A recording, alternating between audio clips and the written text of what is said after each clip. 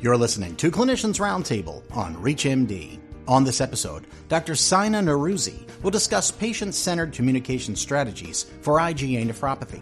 Dr. Norouzi is an associate professor of medicine and clinical nephrologist at Loma Linda University Medical Center in California. She's also the founder and director of the Glomerular Diseases Clinic at Loma Linda and serves as the director of the GlomCon Glomerular Diseases Fellowship Program. Let's hear from her now. I think one of the main barriers that we have for our patients is that these patients are really young. They're not patients that are coming in and say that I'm not able to work anymore. They might have some fatigue. They might have some symptoms of sometimes some edema, depending on the degree of CKD, of course, as well. But majority of patients, when they show up, they are in their 20s, 30s, and even 40s, and they're still young and they go to work, they are raising a family, and they do not want to be sick. They don't want to take multiple medications. So I think it's truly an art to talk to these patients and discuss the prognostic values that we have for them. I actually have this radar study data in my clinic that I actually show them the data and say that, look at this, these are the years that you have, and in 10 years or in 15 years, you might end up on dialysis because you are in the category of patients with this much of proteinuria, and this is your kidney function at the time. So I try to explain it in simple words as much as possible.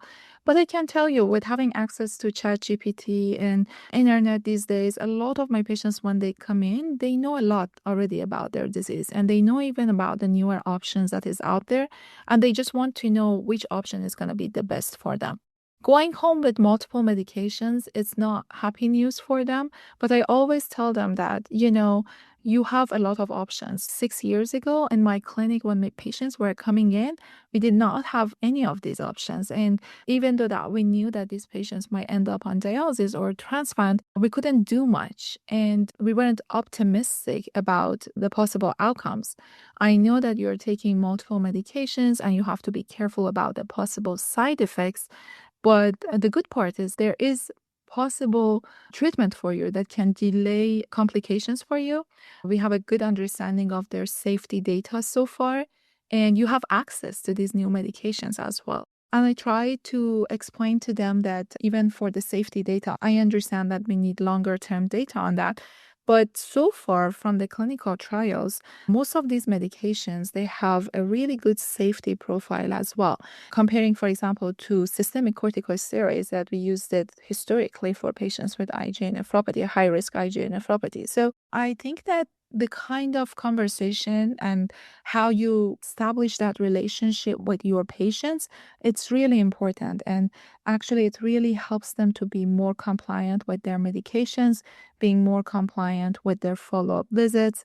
And maybe it's not that hard to tell them that we have the same goal and we want to prevent complications for you. And these are your options, and let's work together and see if we can put you in remission. That was Dr. Sayna Norouzi explaining how to counsel patients with IgA nephropathy on treatment options and long-term outcomes. To access this and other episodes in our series, visit Clinicians Roundtable on ReachMD.com, where you can be part of the knowledge. Thanks for listening.